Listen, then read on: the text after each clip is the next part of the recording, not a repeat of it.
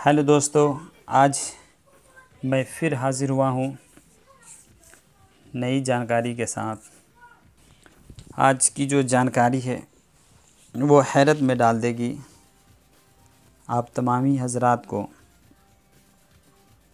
बात कुछ इस तरह है, तो इस मलऊन ने जो कहा है, जो याचिका दायर की है, किस तरीके से है, क्या है, आप इसे मुलाहिज़ा करें।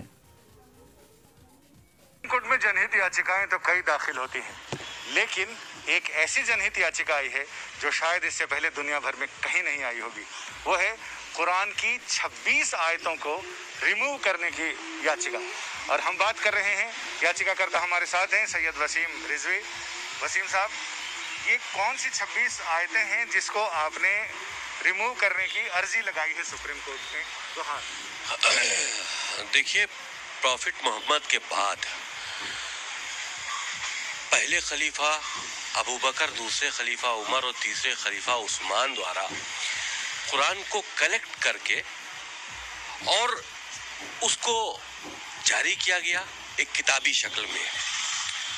कुरान के अंदर कुछ आयतें ऐसी हैं जो आतंक को बढ़ावा देती हैं, वायलेंस टीचिंग हम कहें उसको एक तरह से, वो कुरान के अंदर इस तरह की बातें हैं और बहुत अच्छी बातें भी हैं जो इंसानियत के लिए हैं। तो अल्लाह के मैसेज दो तरह के नहीं हो सकते। तो ये तीन जो खलीफा थे, इन्होंने ताकत का इस्तेमाल करते हुए कुरान के अंदर अमेंडमेंट करके इस तरह की आयतों को डालकर कुरान शरीफ को दुनिया के लिए जारी किया और उसी का सहारा लेकर पूरी दुनिया में आगे बढ़े हैं ताकत के दम पर इस्लाम को फैलाने के लिए। कोई भी धर्म मोहब्बत से फैलाया जा सकता है, ताकत के दम पर नहीं फैलाया जा सकता। और इस वजह से आज इस्लाम को फैलाने के लिए जो कुरान के अंदर अमेंडमेंट किए गए थे, जो इस तरह के मैसेजेस डाले गए थे, जो वायलेंस को बढ़ा रहे थे, जो जुल्म और ज़्यादती कर रहे थे, आज उसका फायदा आतंकवादी उठा रहे हैं। मदरसों के जरिए आम मुसलमानों के बच्चे उसको पढ़ रहे हैं और उनका जहन जो है वो कट्टरपंथ की तरफ बढ़ रहा है। तो ये बहुत नुकसानदेह, बहुत सी ऐसी बातें हैं जो हमने अपनी PIL में लिखी है, लेकिन क्योंकि अभी हमने PIL दाखिल की है, कोर्ट में पेंडिंग है, वो बातें हम खुलकर नहीं बता सकते। लेकिन हमें उम्मीद है कि ये चीज़ें कोर्ट को इसमें इंटरफेरेंस करना चाहिए।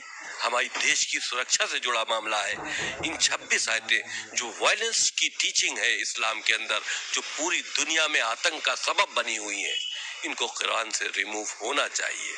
आपको लगता है कि कोर्ट ऐसे संवेदनशील मामले में, जिसमें एक फेथ से जुड़ा हुआ मामला है, उसमें मुदाखलत करेगा?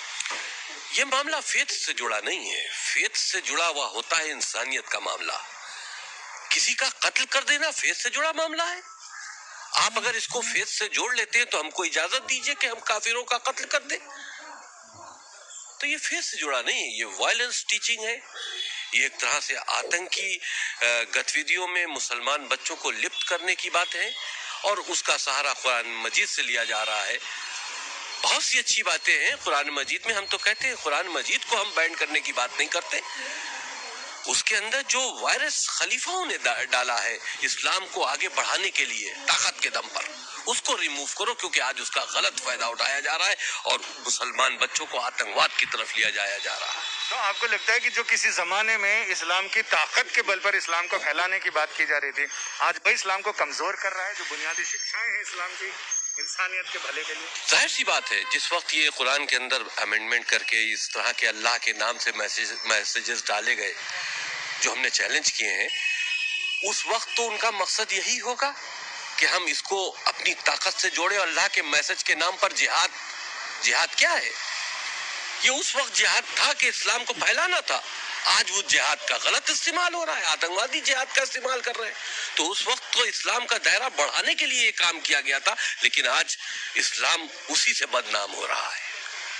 हमारे साथ सुधाकर द्विवेदी जी हैं, जिन्होंने ये सारी पिटीशन ड्राफ्ट भी की है और इसके बारे में इनके तकनीकी पहलुओं पे बात करते हैं कि इसमें आपने اس کو संवैधानिक की जो मूल भावना है जिसमें देश के खिलाफ हमला या देश पर हमला, देश की संप्रभुता, एकता और अखंडता पर, उसके साथ आपने देखिए, जो हमारा संविधान है वो प्रत्येक नागरिक को जो है प्रोटेक्शन देता है, तो उसी प्रोटेक्शन में जो है कोई भी ऐसी टीचिंग नहीं हो सकती जिससे कि आतंकवाद की पढ़ाई हो, जिससे कि आतंकवाद को एजुकेट किया जाए।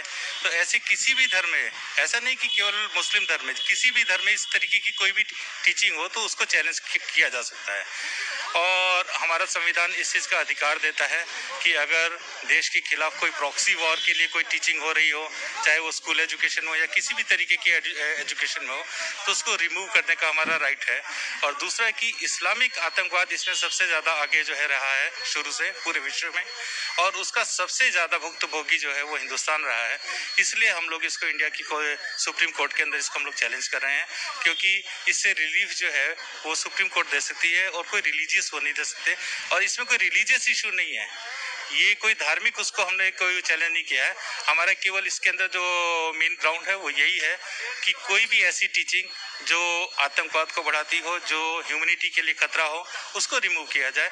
कुरान एक बहुत अच्छा ग्रंथ है, उसकी जितनी पॉजिटिव चीज़ें वो ज़रूर पढ़ाई जानी चाहिए, लेकिन जो चीज़ें इंसानियत के खिलाफ हो उनको रिमूव करने के लिए हमने इसमें प्रेयर की। आपका बहुत बहुत शुक्रिया। अमूमन इस तरह की याचिकाओं में कोर्ट ये कहता है कि आप अप्रोप्रिएट प्लेटफॉर्म पर इस मामले को लेकर जाएं और वहां अपने सबमिशंस दें।